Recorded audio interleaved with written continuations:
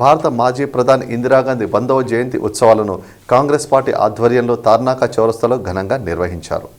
దీనికి తెలంగాణ పీసీసీ ప్రధాన కార్యదర్శి బండా చంద్రారెడ్డి హాజరై చిత్రపటానికి పూలమాలలు వేసి నివాళులర్పించారు. అనంతరం బీద ప్రజలకు శాల్వాలను పంపిణీ చేశారు. ఈ కార్యక్రమంలో బండా చంద్రారెడ్డితో పాటు స్థానిక కాంగ్రెస్ నాయకులు పాల్గొన్నారు. బీజేపీ పార్టీ కానీ ఈ రోజు పేదలకు అడుగు వర్గాల ఇబ్బందులు సమస్యలు అవసరం లేదు. మేము అనుకున్నాము, రద్దు చేస్తా ఉన్నాము. నేను 500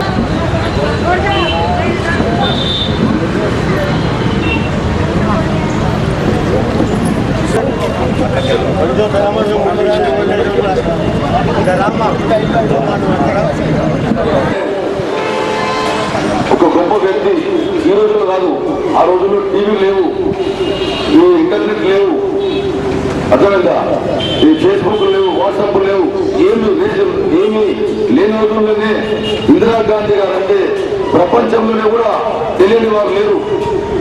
అంత గొప్ప పేరు తెచ్చుకోవాలంటే ఈ రోజుల్లో ఒక నిమిషంలో తెచ్చుకోవచ్చు, ఫేస్బుక్ లో, వాట్సాప్ లో.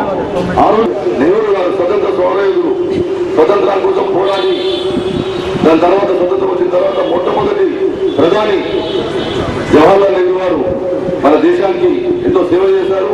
మన మహాత్మా గాంధీ గారు, జవహర్లాల్ నెహ్రూ గారు, సర్దార్ పటేల్ గారు ఎంతో మంది త్యాగం చేస్తేనే మనం ఇక్కడ కూర్చొని మన సుఖంగా మన జీవితాన్ని మనం గడపగలుగుతున్నాం. ఆ త్యాగదలను గుర్తించుకోవాలంటే ఇలాంటి జంటే సంవత్సరం అంటే ఇప్పుడు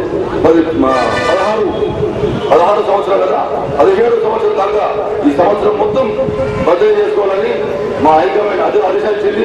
దానికి అనుగుణంగా సంవత్సరం మొత్తం కూడా బర్త్డే కార్యక్రమాలు, ఆమె చేసే కార్యక్రమాలు ప్రతి ఒక్క ప్రజలకు అర్థమయ్యే విధంగా మనం చెప్పాలా, చెప్పి ఆమె చేసిన కార్యక్రమాలను ఆమె పాటలో మనం నడుపుతుండాలా, ఆమె చేయంగా మిగిలిపోయిన కార్యక్రమాలు కూడా మనం చేయాల్సిన బాధ్యత మన మీద ఉందన్నమాట.